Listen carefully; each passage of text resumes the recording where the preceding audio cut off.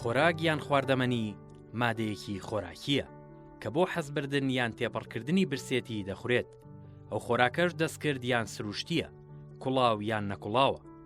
ڕۆژانە لە نێو چێشتخانەکانی ماڵ و دەرەوەی ماڵ زیاد لە پێویستی هەرژەمێک خواردن و خواردەمەنی دروست دەکرێت کە لە پێویستی تاک و خێزان زیاترە. بەم هۆیەوە ڕێژەیەکی زۆر بە فیڕۆ دەدرێت و دەکرێتە ناو سەتڵی خۆڵ و خاشاکەوە. بە فیڕۆدانەکە بە جۆرێکە کە بەشی زۆری ئەو خۆراکە پاکە لە ناویدا سەوزە و میوەیە، بەبێ ئەوەی بەکار بهێنرێت فڕێ دەدرێت. جەوهەری سەرمایەداری بە فیڕۆدانە. ئەم جەوهەرەش لە بەفیڕۆدانی خۆراکدا دەردەکەوێت. دیاردەی زیادە ڕەوی و بەفیڕۆدانی خۆراک تەنها وڵاتە پێشکەوت و دەوڵەمەندەکانی نەگرتوۆتەوە، بەڵکو هەموو وڵاتانی جیهانی گرتوۆتەوە تا مەکینەی گەورەی سەرمایەداری هەمیشە بەردەوام بێ. بۆ بەشێک لە خەڵکی ئەم هەسارەیە دەستکەوتنی خۆراک ئاسانە، بەڵام بەپێی ئاماری پرۆگرامی خۆراکی جیهانی 828 ملیۆن کەس هەموو شەوێک بە برسێتی دەخەون. لە کاتێکدا لەسەر ئاستی جیهان هەموو ساڵێک 931 ملیۆن تۆن خۆراک فڕێ دەدرێت.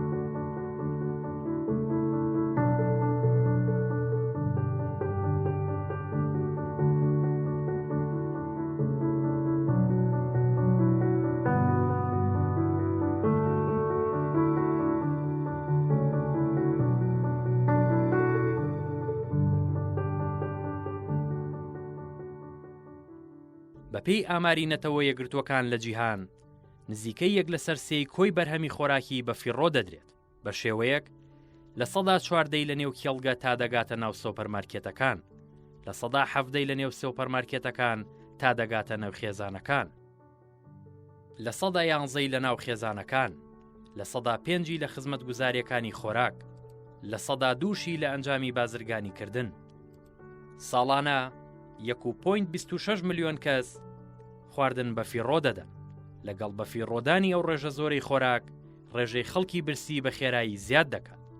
لە 150 ئەو خواردنەی بە فیڕۆ دەدرێت برسێتی جیهانی پێبنەبڕ دەکرێت.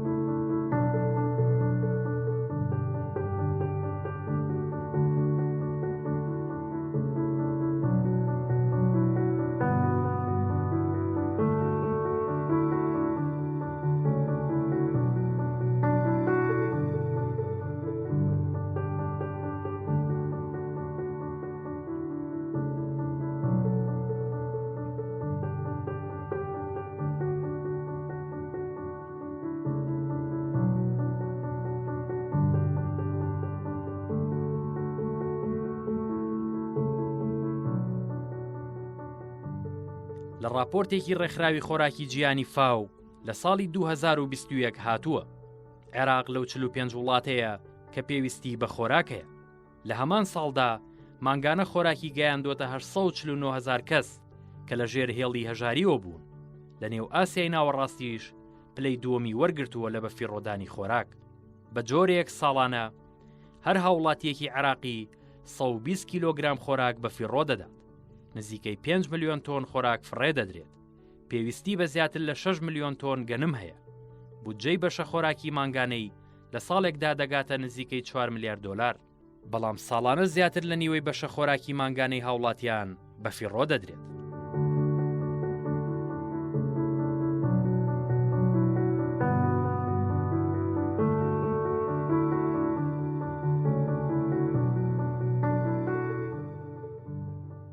پاشماوەی هەر تاکێکی باشووری کوردستان 4 هێندەی ستانداردی جیهانیە. هەر تاکێک ڕۆژانە زیاتر لە 1 کیلۆ و 200 گرام پاشماوەی هەیە. بەپێی ئاماری وەزارەتی شارەوانی و گەشت و گوزار ڕۆژانە 7500 تۆن زبڵ و خاشاک کۆ دەکرێتەوە کە کە زیاتر لە نیوەی پاشەڕۆی خۆراکیە.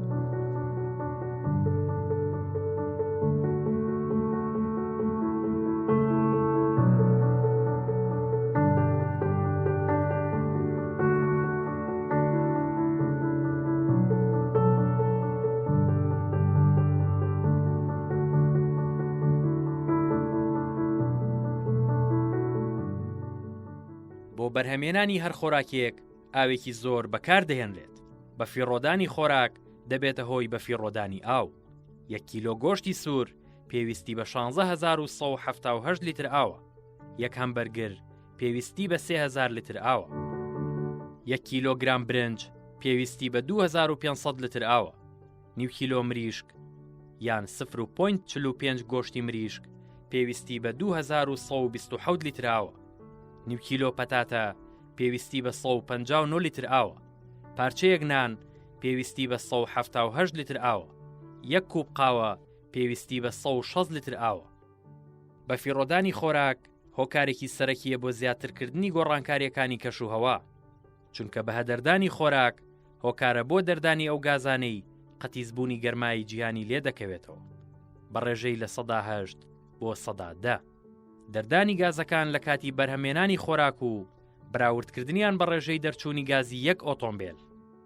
64 کیلۆگرام گۆشتی مانگا یەکسانە بە بڕینی 2,482 کیلۆمەتر. 339 کیلۆگرام گۆشتی مەڕ یەکسانە بە 1,392 کیلۆمەتر. 106 کیلۆگرام گۆشتی مریشک یەکسانە بە 438 کیلۆمەتر. 75 کیلۆگرام پەنیر یەکسانە بە 310 کیلۆمەتر. 43 کیلۆگرام هێلکە یەکسانە بە 179 کیلۆمەتر. 33 کیلۆگرام قاوە یەکسانە بە 137 کیلۆمەتر. 2 کیلۆگرام سێو یەکسانە بە 11 کیلۆمەتر.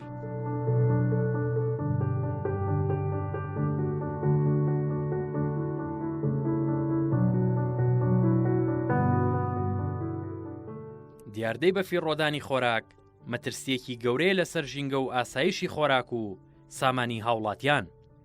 یەکێک لە هۆکارەکانی ئەم دیاردەیە نەبوونی هۆشیاری تاک و خێزانەکانە لە شێوازی بەکاربردنی خواردن و خواردەمەنیدا. بۆیە پێویستە ڕاگەیاندنەکان و ڕێکخراوەکانی کۆمەڵگای مەدەنی و مامۆستایانی ئاینی و ناوەندەکانی پەروەردە و فێرکردن هەوڵی بڵاوکردنەوەی زیاتری هۆشیاری بدەن بۆ کەمکردنەوەی بە فیڕۆدانی خۆراک و گۆڕینی پاشماوە خۆراکیەکان بۆ پەینی ئەندامی. پێویستە پەرلەمان و حکومەتی کوردستان و عێراق وە گوڵاتانی دیکە کار بکەن بۆ لێکۆڵینەوە لە کەمکردنەوەی پاشماوە خۆراکیەکان و پێشکەشکردنیان بە دامەزراوە خێرخوازیەکان، هەروەها دەرچواندنی یاسایەکی تایبەت بە پاشماوە خۆراکیەکان، چونکە کەمکردنەوەی بە فیڕۆدانی خواردن دەبێتە هۆی بەکارهێنانی باشتری زەویە کشت و کاڵەکان و ئیدارەدانێکی باشتری سەرچاوە ئاویەکان لەگەڵ کاریگەری ئەرێنی لەسەر گۆڕانکاری کەش و هەوا و ڕێگاکانی ژیان.